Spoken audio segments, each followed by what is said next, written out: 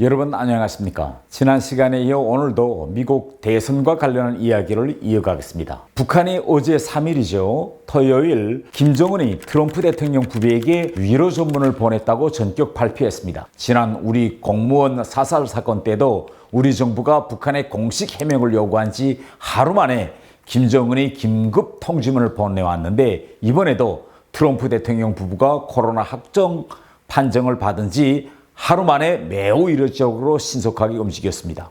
이렇게 최근 김정은이 이렇게 신속하게 움직이는 건 왜 그럴까요? 그건 바로 이 11월 미국 대선 결과를 어떻게 하면 김정은에게 유리하게 만들 수 없겠는가라는 것과 관련된다고 볼 수 있습니다. 그만큼 김정은이 이 미국 대선을 통해서 노리는 목적이 있겠죠. 그것은 바로 북한이 가지고 있는 이 핵무기, 이 핵보유국 지위를 인정받고 제재를 부분적으로 해제해야 되겠는데 그것을 해결할 수 있는 희망을 바로 트럼프 대통령한테서 보고 있는 것입니다. 김정은은 트럼프 대통령이 재선된다면 트럼프 대통령과의 개인적인 친분 관계를 이용해서 톱다운 방식으로 자기의 목적을 실현해 보려고 합니다. 그러면 지금 김정은이 무엇을 계획하고 있는지는 김정은 집권 이후 지난 9년간의 행적을 우리가 면밀히 들여다보면 예측해 볼 수 있습니다.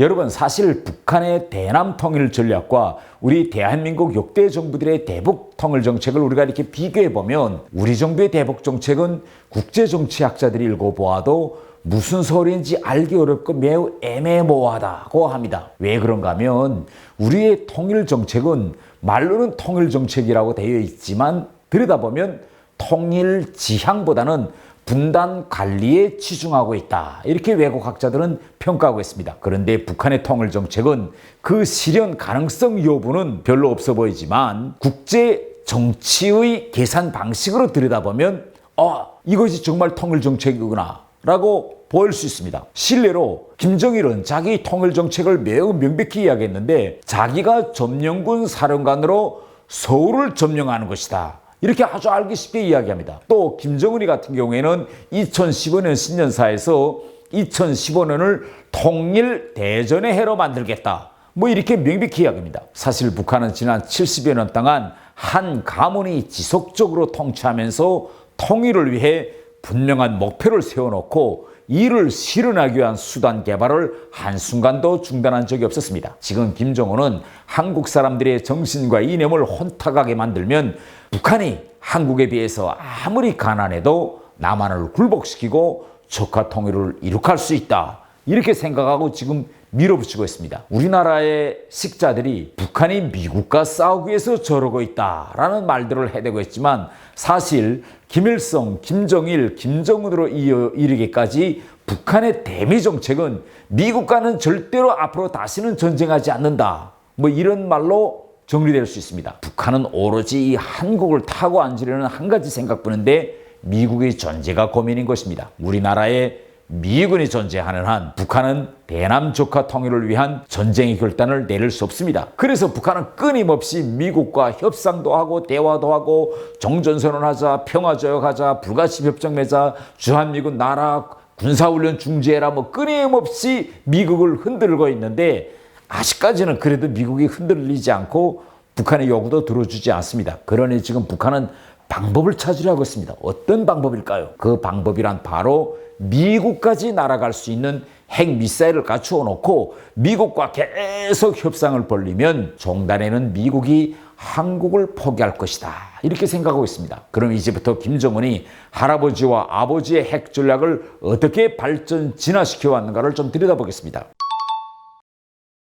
2012년부터 2020년 10월 현재까지 김정은의 핵 전략은 여러 단계와 변곡점들을 걸쳐왔다고 볼 수 있습니다. 김정은은 2012년 처음 공식 북한 지도자로 활동하는 첫 해에는 특별한 정책적 방향이나 전략을 명백하게 제시하지 않고 국정 운영을 파악하는 데 한 해를 보냈습니다. 그때 김정은이 내놓은 구호를 보면 북한 주민들을 향해서 더는 허리띠를 졸라매지 않고 잘 살게 해주겠다. 또 그 군대들한테 가서는 2015년을 조국통일 대사변의 전환적 해로 만들자. 뭐 이렇게 했습니다. 그런데 당시 제가 북한에 있을 때 그 누가 들어봐도 이 두 가지 정책은 매우 모순되는 정책이었습니다. 2012년 한 해 동안 김정은은 주로 휴전선 일대의 북한군을 계속 돌아보면서 한국군의 전력과 북한군의 전력을 비교해 보았습니다. 그런데 김정은의 실지 북한군의 전력을 들여다보니 너무나도 충격을 받았습니다.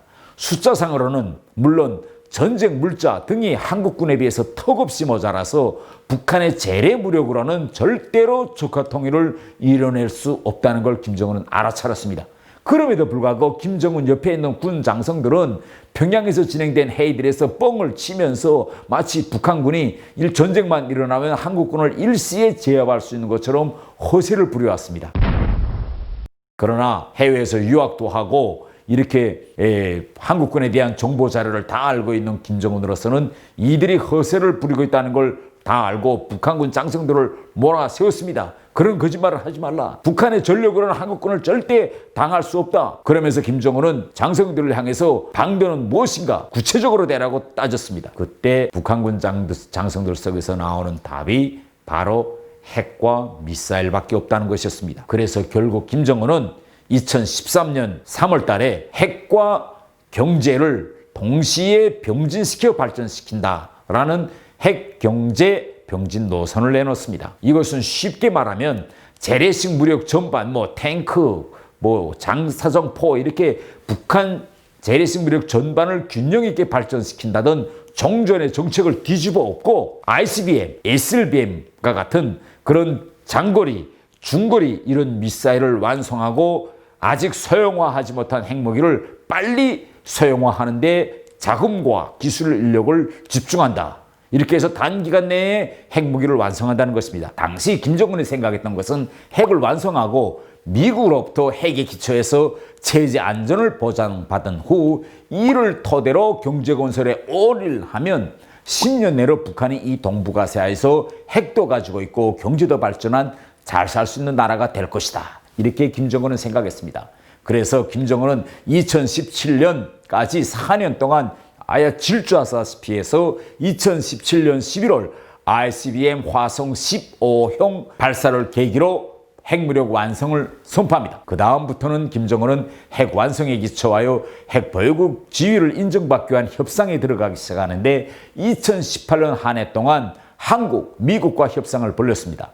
그래서 남북 정상회담과 미북 정상회담을 이제 진행했는데 이러한 회담을 진행하기에 앞서서 김정은이가 2018년 4월 20일 당 제7기 3차 전원회의를 엽니다. 이 회의에서 김정은은 핵 완성을 선포하면서 자, 이제부터 미국과 한국과 협상을 잘 해가지고 경제건설에 모든 것을 집중할 수 있는 환경을 마련하겠다고 선포합니다. 그렇게 돼서 나온 것이 4.27 판문점 선언이고 6월 12일 싱가포르 합의입니다. 그런데 앞불사 2019년 2월 하노이 회담의 실패로 이어지면서 핵에 의지하여 경제건설을 통해서 북한을 강국으로 만들겠다던 김정은의 전략은 일단 실패했습니다. 여기서 아주 재미있는 일이 하나 있는데 하노이 회담 실패 전까지 김정은은 북한 주민들에게 미국의 제재를 풀고 북한이 앞으로 잘하면 몇 년 안에 그럭저럭 먹고 사는 나라가 아니라 세계적 수준의 유족한 생활을 누릴 수 있는 나라가 될 것이다. 이렇게 북한 주민들을 속였습니다. 북한 주민들 속에서는 핵도 가지고 트럼프도 만나고 문재인 대통령도 만나니 금방 좋아질 것이라는 그런 희망감과 기대감이 커갔습니다. 또 이때 아주 우스운 일은 우리 정부는 우리 국민들에게 김정은이 핵 포기의 전략적 결단을 내렸다가 우리 국민들을 속였습니다. 결국은 남과 북의 주민들이 다 당국자들에 의해서 속히는 셈입니다. 그러나 지금 한국에서도 우리 국민들은 김정은이 핵을 포기하지 않을 것이라는 것쯤은 다 알고 있습니다. 지금 북한 주민들도 제재가 장기화될 것이라는 것쯤은 다 압니다. 이렇게 돼서 김정은은 지난해 12월 당 제7기 5차 전원에 의해서 정면 돌파전이라는 그런 새로운 전략적 노선을 내놓는데 이것은 쉽게 이야기하면 미국의 대북 제재가 풀리지 않는다는 것을 주민들에게 공식 알리고 이 제재 속에서 잘 사는 방도를 찾자 이런 내용입니다. 그래서 결국은 정면 돌파전을 시작했는데 또다시 코로나19라는 돌발 변수가 출현했고 또 긴 장마와 태풍에 의한 자연재해 등 3중 경제가 겹쳐서 경제 건설이 2020년에 들어와서 제대로 되지 않았습니다. 결국 지난 8월 김정은은 경제를 지속적으로 발전시킬 수 있는 토대를 마련하는 데 자기가 미흡했다는 걸 인정했습니다. 그리고 내년도죠. 내년도 1월 달에 8차 당대회를 열고 새로운 전략을 제시하겠다고 지금 북한 주민들에게 다시 한번 약속하고 기대감도 주었습니다. 지금 김정은이 바라보고 있는 건 뭘까요? 바로 11월 미국 대선입니다. 김정은이 현실적으로 핵을 포기하지 않는 한 북한의 경제 발전에서 새로운 성과를 내기는 힘들다는 것을 잘 알고 있습니다.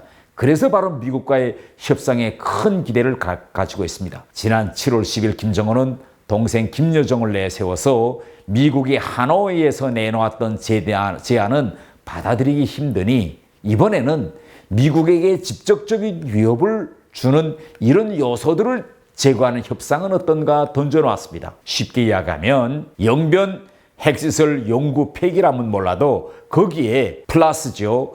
비밀 우라늄 농출 시설까지 다 없애라. 이런 트럼프의 하노이 제안은 접수할 수 없다.